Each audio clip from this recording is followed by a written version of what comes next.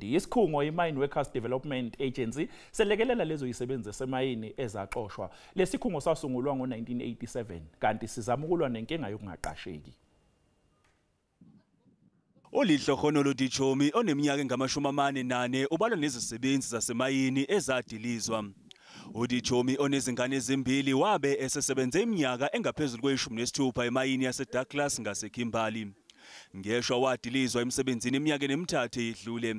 Kepha-ke namhlanje ubonga kaqedi inhlangano ebhekele izisebenzi ezadilizwa ezimayini MDA. Le nhlangano yamelekelela ekungeneni emkhakheni wokufuya nokuthengisa izimbuzi. We all know that after the life of work, one has to have meals on the table. But now this project is the one that we are focusing on to try and improve our lives. I-MDA ilekelela ngokuhlomisa ngolwazi nokucebisa izisebenzi ezadilizwa ezimayini ukuba zingene kweminye imikhakha. Bafundiswa ukuthengisa imikhiqizo yabo ezimakethe ezisesifundazweni KwaZulu-Natal kanye nasemazweni angomakhelwane beNingizimu Afrika.